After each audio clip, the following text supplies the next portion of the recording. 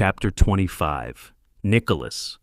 It's the second to last event of the week, thank God, and the party's packed with celebrities, some bigger than others, all jostling for attention.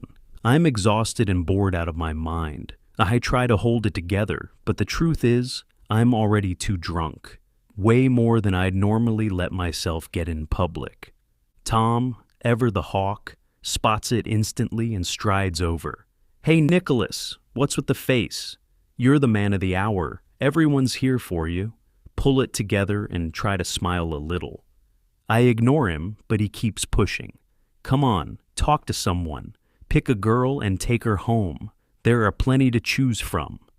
His suggestion pisses me off. Like he has no idea that this isn't just boredom. I'm not okay. And the fact that he either doesn't see it or doesn't care just makes it worse. I get that his job is to keep me looking sharp, but he's known me long enough to tell when I'm spiraling. "I'm dead tired, Tom. This week's been brutal. I just want to go home." The second I speak, I know I've messed up. My words slur, and he catches it instantly. His expression shifts. The charm drops. "What the fuck, Nicholas? Are you drunk?" His voice drops to a low, pissed-off whisper. "We had a deal. You can be a mess at home, fine, but not in public. We've been over this." He takes a breath, visibly trying not to lose it. "If you want to blow up your career, just say the word. I bust my ass 20 hours a day keeping your name in lights. The world's watching. People are dying to see you screw up. You're good, kid, but you're not irreplaceable. So quit acting like a spoiled child and start doing your job." Holy shit, how dramatic. Okay, fine. Maybe I went too far with the tequila shots. But come on, the whole passive-aggressive dad speech, spare me.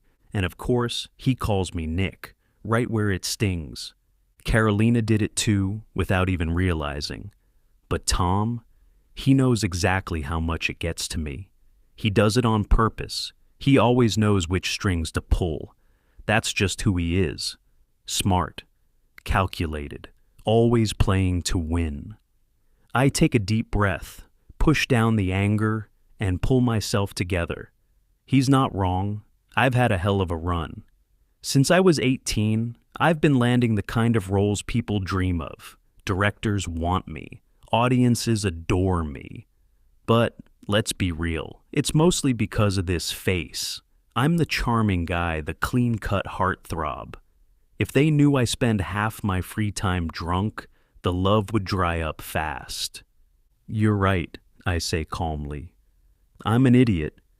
Get me a coffee. We'll stay a little longer. I'll do my job.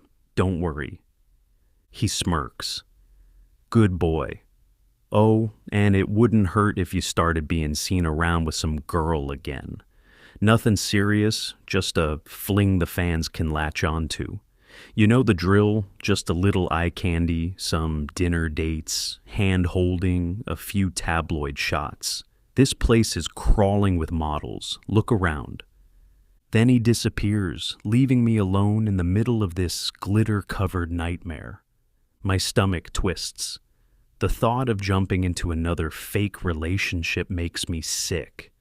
These things are basically business deals between managers. I know the routine all too well.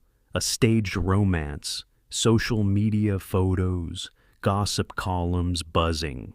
Sometimes it leads to casual hookups or friendships that last beyond the charade. It's just an easy, drama-free way to stay visible. Of course, if something real happens, even better. It makes the whole thing seem legit and helps avoid any mess if one of us ends up with someone else halfway through the setup. It's a convenient way to make sure nobody screws the other over.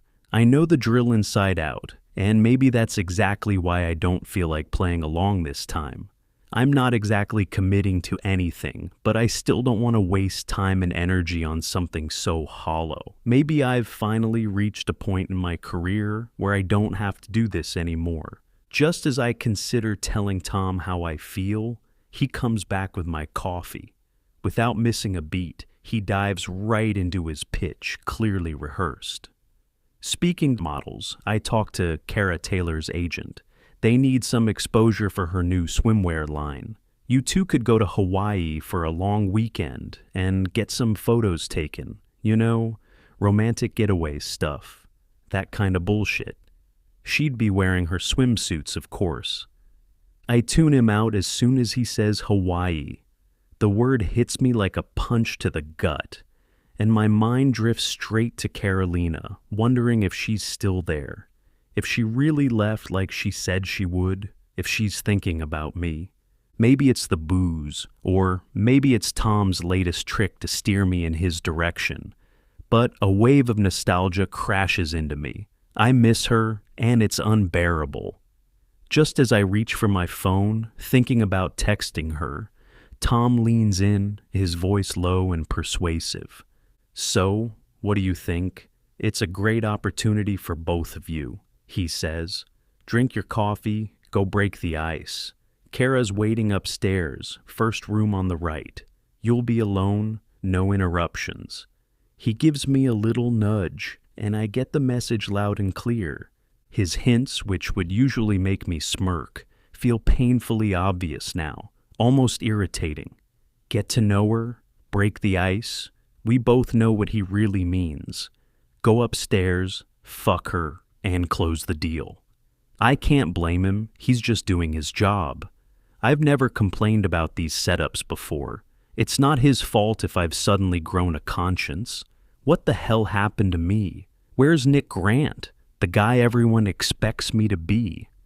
Hell, the guy I expect myself to be? The one who's played this role so well that the lines between him and me have blurred beyond recognition? I shake off the self-pity. Everything's arranged, and she's waiting. Backing out now would cause more trouble than it's worth. All I want is to get this over with and go home. I sigh. Fine, I say, downing the coffee in one go. I'll go have a chat. Kara, a rising model, is undeniably beautiful. I've seen her around but never officially met her. She's ambitious, definitely more than just a pretty face. She's launched her own line of swimsuits and accessories. And with the right promotion, it's clearly gaining traction. She's driven, calculated, and determined to make it.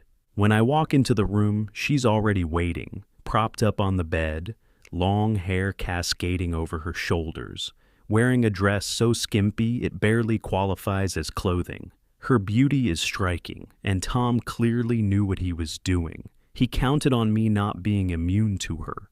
But there's something about her boldness that rubs me the wrong way.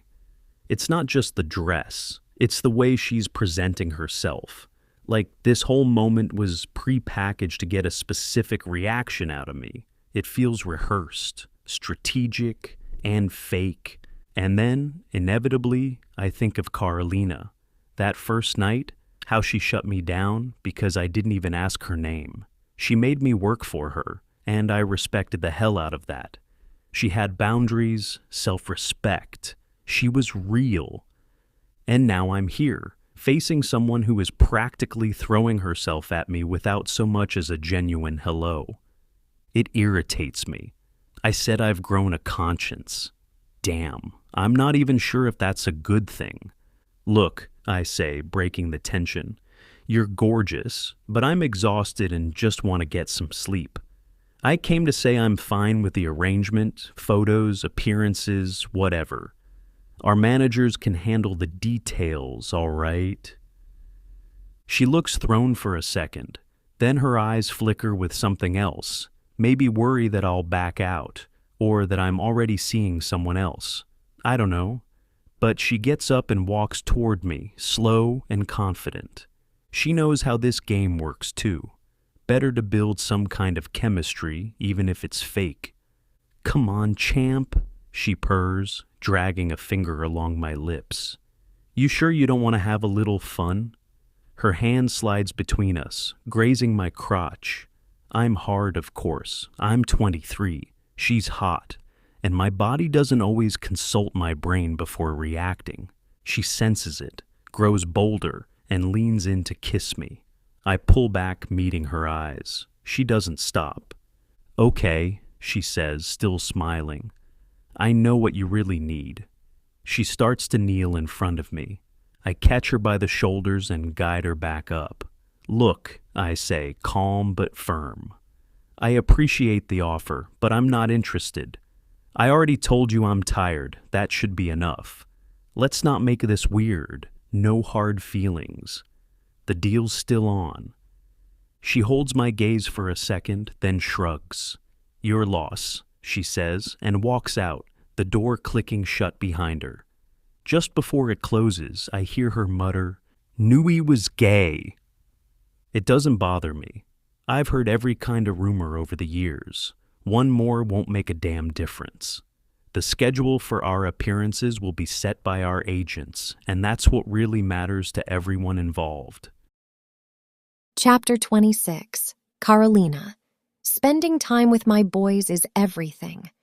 Luca's back home, and the three of us have been curled up on the couch for hours, fitting together like the perfect puzzle. It's something we've always done, and even during those awkward teenage years, when they'd roll their eyes at my hugs, I'm grateful they still feel like my puzzle pieces. They're handsome, happy, carefree, and young. They are, without a doubt, the best thing I've ever done. As they catch me up on college, classes, working at Starbucks, friends, girls, and parties, it all blurs into a whirlwind of stories, laughter, and non-stop chatter. We're sitting around the table when Gabriele, mid-laugh, launches into a story from work. "So this customer comes in, right? Orders the most complicated coffee ever, extra hot, oat milk, half a pump of this, a dash of that. It took me 5 minutes just to write it down." Luca grins. "And let me guess, you still got it wrong?" "Hey, watch it, little brother," Gabriele shoots back. "I nailed it. Even got a thank you, you're amazing at the end." I smile at their banter. "Ah, my barista superstar," I tease, reaching over to ruffle Gabriele's hair. He ducks away, laughing. "Mom, come on, I'm too old for that." "Too old?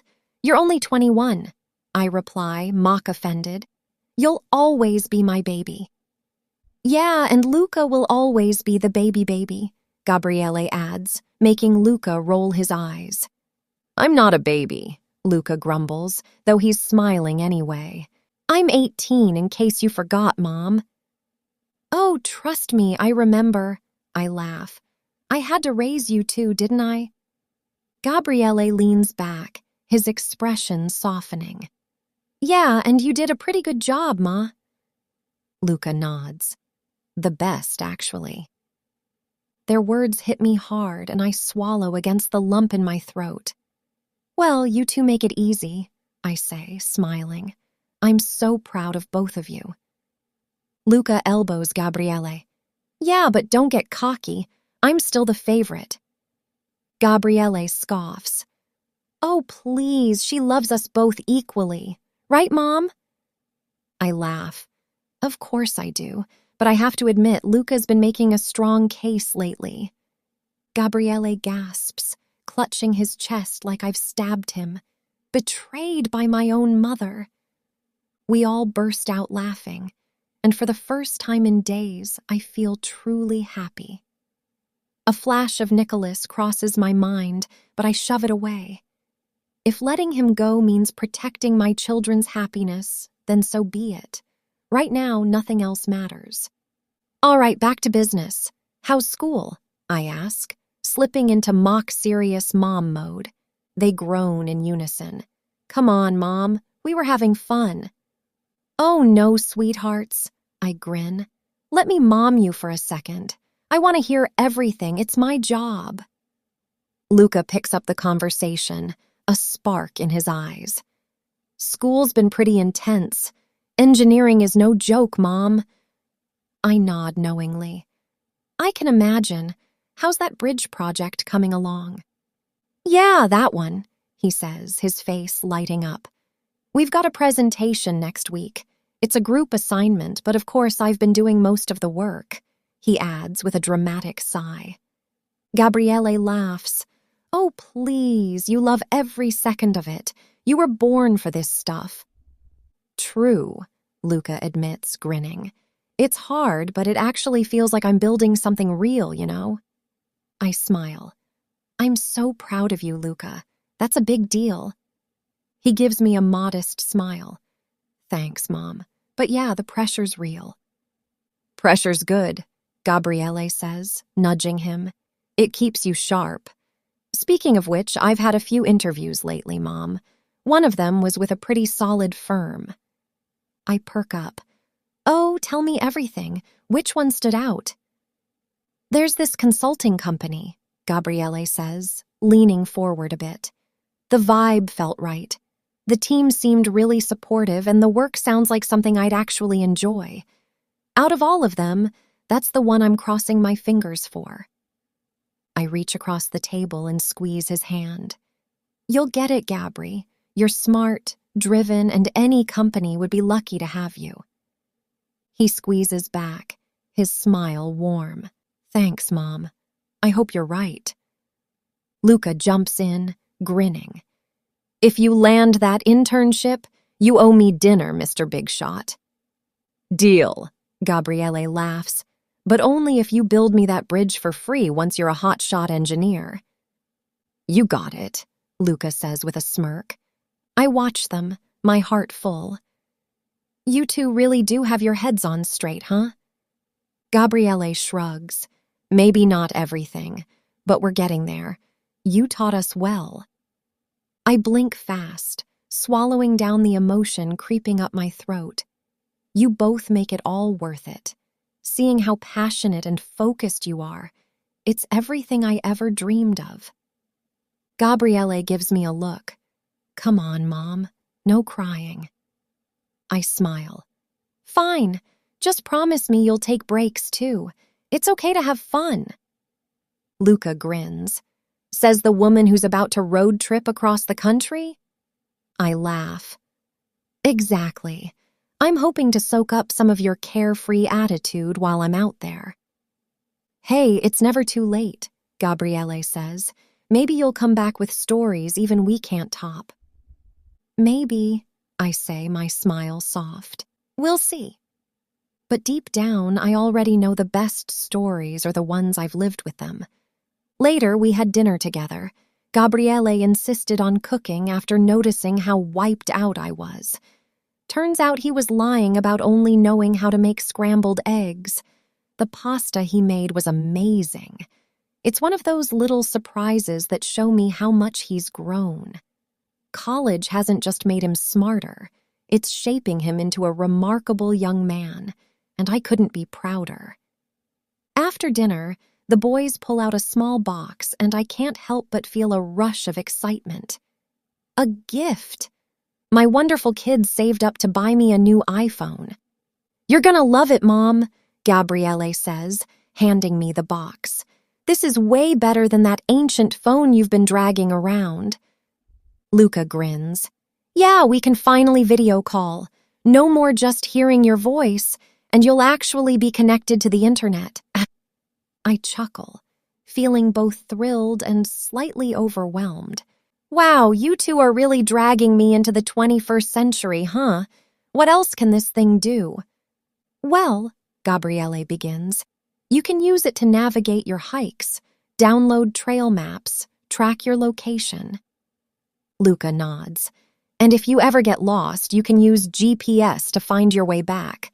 No more relying on that beat-up old book. Hey, that book's gotten me pretty far, I protest, laughing. But okay, trail maps on my phone sound smart. Oh, Mom, it's gonna change your life, Luca says with exaggerated enthusiasm.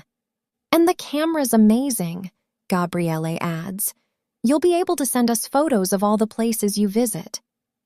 Luca smirks. Who knows? You might even start an Instagram and go viral as a hiking mom. Let's not get crazy, I say, rolling my eyes. I'll stick to sharing pics with you two, thanks. They both laugh, and I'm genuinely touched. This is such a thoughtful gift, I say, my voice softening. You guys are amazing, I love it. They beam at me, but I can see the concern beneath the smiles. With Luca now in California too, they're probably worried about me being alone. I look down at the phone, feeling the weight of their gesture. Thank you, I say, my voice catching slightly. I'll try to make the most of it. Who knows? Maybe I'll even figure out how to send emojis. Gabriele laughs. That's the spirit, Mom. Soon you'll be sending GIFs and using filters like a pro. I laugh with them, not just for the phone, but for the love behind it. Later, as I wash the dishes, still lost in thought, I hear Gabriele teasing Luca. Get this, Mom didn't even know who Nick Grant was. They burst into laughter. With her whole I live on the moon and just landed on Earth vibe, she actually said, he must be an actor. From the couch, Luca calls out, Mom, come here. I dry my hands and walk over, curious. Take the phone, he says, handing it to me. Open Safari, it's the search app, and type in Nick Grant. I grab the phone and start typing. As soon as I hit NI, the search bar auto-fills with his name. I press search, and the screen explodes with images and articles. I squeal and toss the phone back onto the couch like it's on fire. Gabriele and Luca stare at me for a second, then burst into laughter. Mom, they say in unison, he's not gonna bite. Gabriele smirks. If you're that curious, his latest movie just dropped on Prime. You can watch it tonight if you're not too tired. I already downloaded the app for you. You'll figure it out. I blush deeply, terrified they'll read too much into my reaction. My heart's racing like Nicholas himself might walk through the door. God, I'm so pathetic. The boys are watching me, clearly amused. Mom, are you okay? Gabriele asks, raising an eyebrow. You're acting kind of weird today. I nod, too quickly, afraid my voice might betray me. Thankfully, he drops it. At least I don't have to take Ashley to the theater again, he says with a smirk. We can watch the movie right here on the couch. He turns to Luca. Mind giving Mom the bedroom tonight? I'm exhausted and have class tomorrow. Sure, no problem, Luca replies. All right then, good night. Gabriele yawns and starts toward his room, then pauses. He turns back and gives me a tight hug. Mom, I'm really glad you're here. Stay as long as you want, okay? And tomorrow, you'll tell us everything about your plans, okay? He kisses my cheek and finally heads off. Luca suggests we hang out a bit longer, and I feel a twinge of guilt for cutting the night short. But the truth is, I can't wait to be alone with my new phone, specifically alone with Nicholas. Sorry, sweetheart, but I'm exhausted. The trip, the jet lag. Do you mind if we call it a night? No problem, he says sweetly. We've got plenty of time. I'm going to brush my teeth so you can have the bathroom. Good night, Mom. Love you. I love you too, I whisper, watching him with quiet pride, because if he remembers to brush his teeth without me reminding him, maybe I did something right as a mom. Then I head into the bedroom and lock the door behind me. My hands are practically itching to explore everything about Nicholas. I scroll through dozens of photos, most of them with stunning women on his arm. My stomach knots, and I blame the jet lag, the long day, anything but the ache in my chest.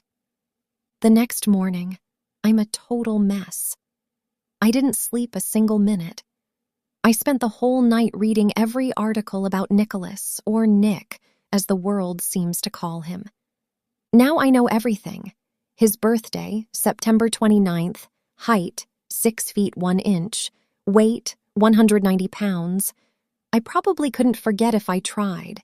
He was born in Virginia, lives in Los Angeles, has 3 older brothers. His dad remarried when he was little, and he lost his mom when he was 10. He'd told me some of this before. I thought he was opening up to me, confiding in me, but now I realize that it's all public knowledge. He wasn't letting me into his heart. He was just repeating facts everyone already knows. God, I was so wrong. Again. For a second, I wonder if he was drawn to me because he missed having a mother figure, but I shut that thought down fast. There was nothing maternal about what we had. That's not what this was. Still, I can't help but feel for him. It couldn't have been easy. He started acting at 13, got famous at 18, and hasn't stopped since. He's starred in more films than I can count, and is already considered one of the most respected actors of his generation. Directors fight over him. Once I've read everything there is to read, I move on to social media.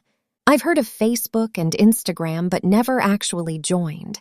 By sunrise, I have accounts on Facebook, Instagram, Twitter, and TikTok. Under a fake name, of course. I might be breaking some kind of record. I follow him on every platform and binge-watch endless videos, interviews, and photos. I can't stop. Things get a little ridiculous when Instagram starts showing me Nicholas's videos translated into other languages. The moment I catch myself watching one in Russian with Cyrillic subtitles, I know I've officially run out of English content. Feeling like a total stalker, I close the app and decide to focus on his movies instead. At this point, I've become a full-blown search expert. Turns out my sons are subscribed to way more streaming services than I thought. For the longest time, I believed Netflix was the only one. I start with his latest film, the one plastered on the billboard. I watch it 3 times straight. Then I figure out how to skip to just his scenes and, well, I lose count. As daylight begins to creep in, I watch a beautiful woman around my age fall for Nicholas, and he falls for her too, the way he looks at her, touches her, makes love to her. It guts me. I cry. I feel jealous, even angry. God, why does it hurt so much? I know it's just a movie, but there he is, glorious, magnetic, heartbreakingly young. It almost feels like I recognize that gaze, like he's looked at me the same way.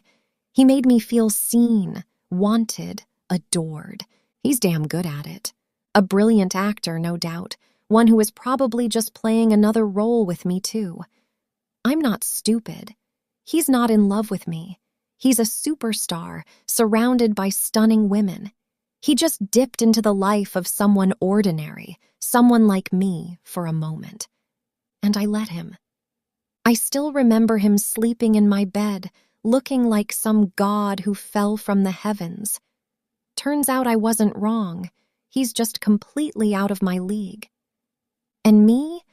I'm the fool who fell for the charm, the softness, the smile.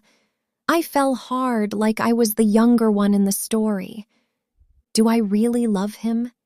Even after everything I've read, everything I've seen? I don't know anymore. What I do know is I miss him, and this damn phone only makes it worse. The more I realize he's out of reach, the more it hurts. Thank God I deleted his number. If I hadn't, I probably would have messaged him by now and made a complete idiot of myself. There's nothing left to do but move on. Somehow. With that realization, despite being completely wrecked, I drag myself out of bed and go in search of coffee. Chapter 27. Nicholas. The next day, Tom swings by to pick me up. It's Friday, and I've got to be at the grand opening of a new Fendi store on Rodeo Drive. Not that Rodeo didn't already have one, of course, but that's the game. Shut one down, open a shinier version a block away, stir up buzz, get the press talking. The usual PR circus. I've been Fendi's face for a couple of years now, so skipping this one isn't an option. Bright and early, my team shows up to get me camera ready, tailored suit, perfect hair, flawless skin. Tom goes over the talking points with me for the 100th time, and before long, we're in the car, headed to the chaos. Tom, Things went smoothly with Kara yesterday, I say as we hit traffic. We're aligned, so take it from here. Also, the Hawaii trip's a go. I could use a change of scenery. Perfect, I'm on it, he says, already tapping notes into his phone. I pause for a second, then glance at him. And hey, thanks for the pep talk yesterday. Bit intense, but I needed it.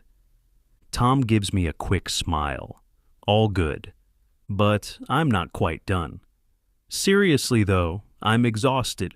If I don't chill for a couple of days, I'm gonna snap. Now he looks up for real, studying me like he always does, figuring out when to push and when to pull back. All right, he says, you've got a party tomorrow, but I'll handle it. I'll say you've got a fever or food poisoning or something, and we'll head to Malibu. No press, no bullshit. Just us and the waves. Sound good? I nod, grateful. He knows me better than anyone. Hell, he's been more of a dad than my own ever were. After the rodeo event, we head straight to Malibu. Tom's house there is his private hideout. Most people don't even know it exists. In LA, he keeps a rented apartment close to the madness. But this place, this is the escape hatch. Truth be told, it feels more like home to me than my actual place does.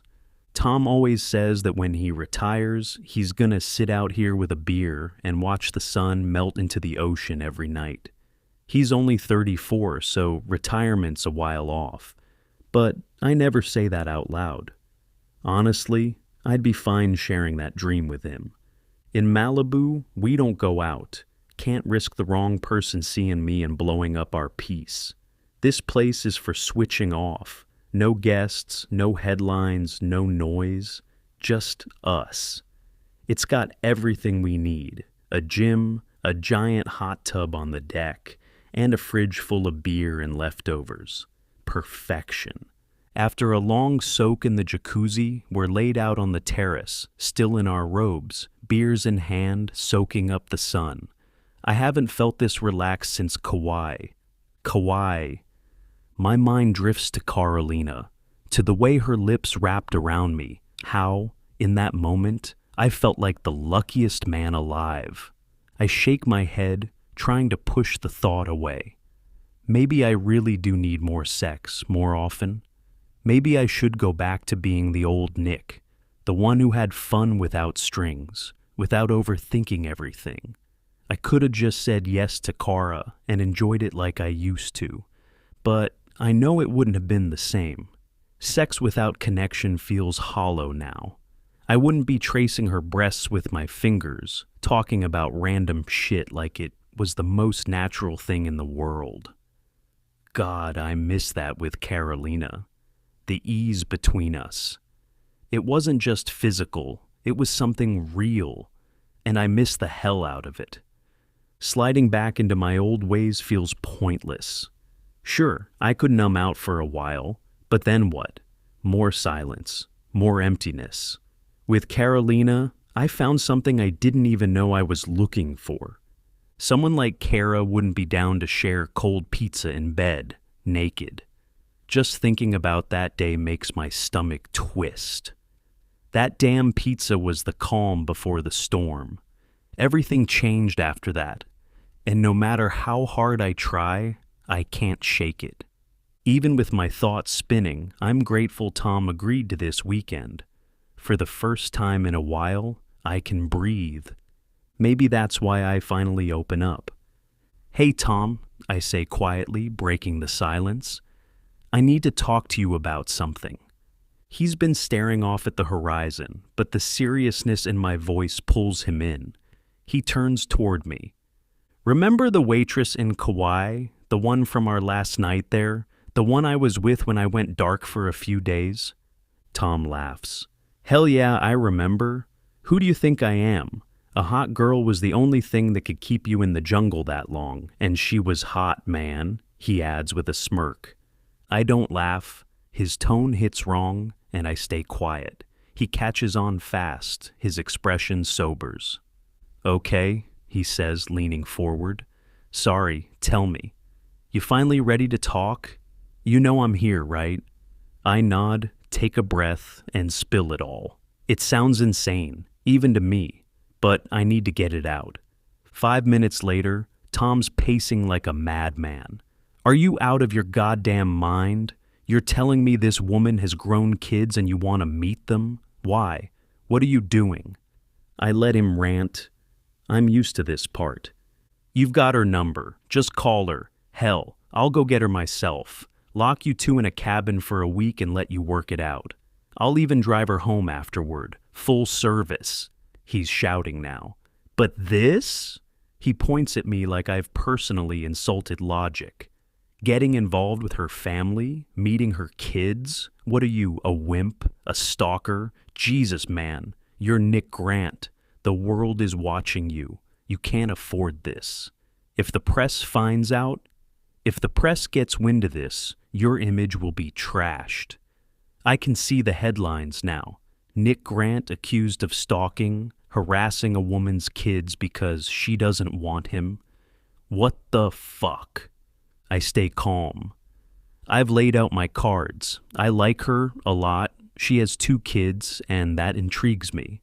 I don't know where she is, but I want to understand her better. Tom's flushed and tense. He's called me Nick twice now, and I know that's his power move, his way of snapping me back into character, into brand. But not this time. I'm not backing down. Listen, I start again, keeping my voice steady. I'm focused. This is my mission, and I can't afford to screw it up by losing my temper. You said a lot of bullshit, but one thing's true. She doesn't want me. She has no idea I'm Nick Grant. She just knows I'm 23, and when she found that out, she freaked and kicked me out. If I call her now, she'll probably hang up. And that doesn't tell you anything? Tom cuts in, shooting me a sharp look. Maybe she's got a thing against 23-year-olds. If I were you, I'd let it go. For all you know, she's crazy, and you dodged a bullet when she tossed you out. My first instinct is to tell him to cut the crap, but I hold back. Carolina never seemed crazy. She was actually cheerful, laid back, and genuinely happy with me. But yeah, her reaction was intense. That's why I want to meet her kids. I've got this idea that through them, I might finally understand her.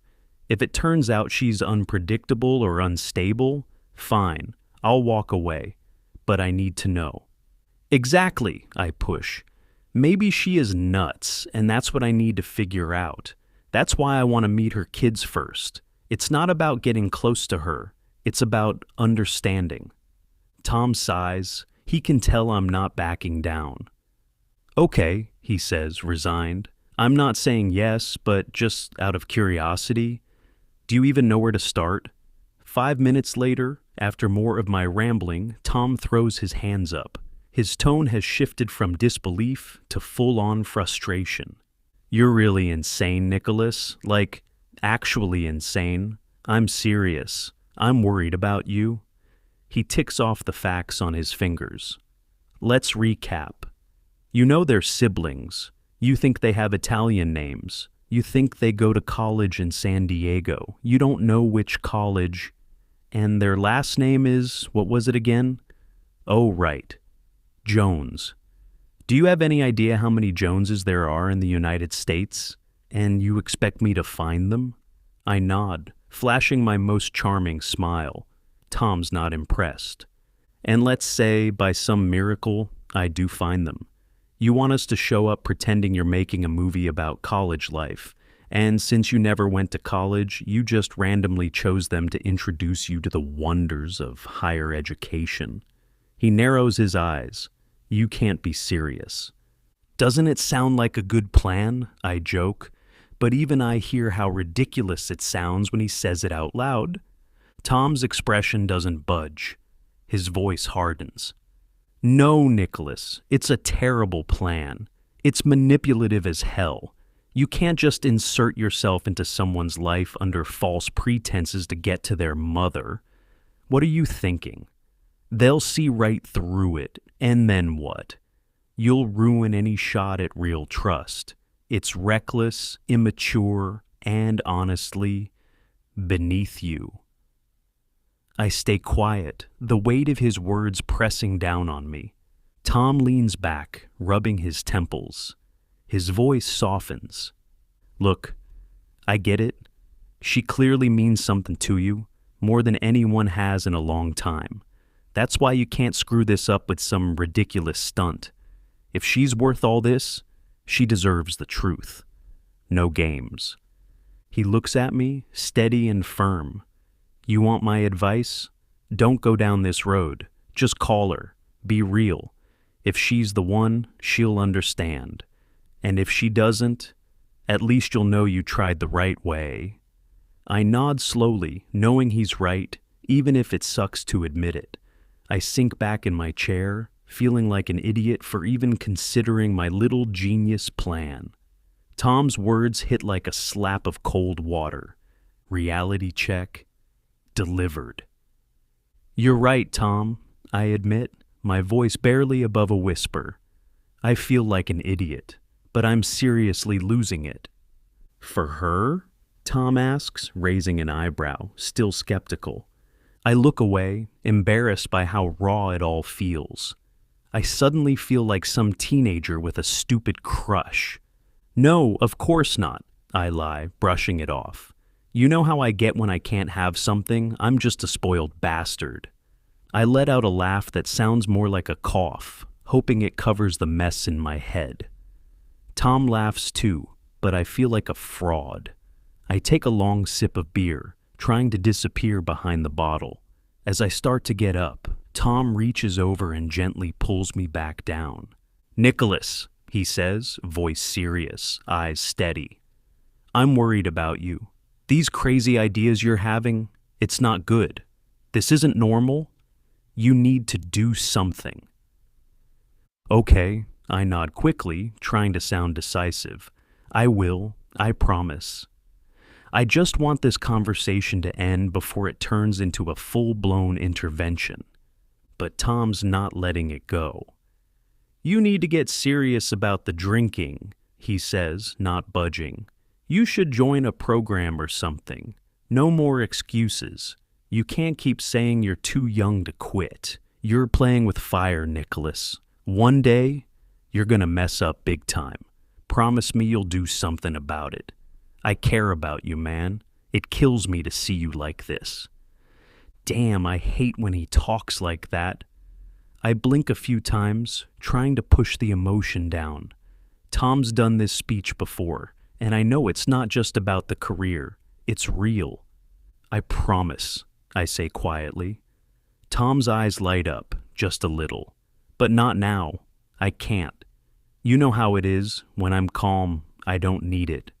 Look at us now, still nursing the first beer. But when the pressure's on, 5 cities in 5 days, no sleep, no pause, I need something to take the edge off. But I hear you, okay? I'll cut back. I'll try to change. I don't know when, but I will. Tom lets out a breath and releases my arm.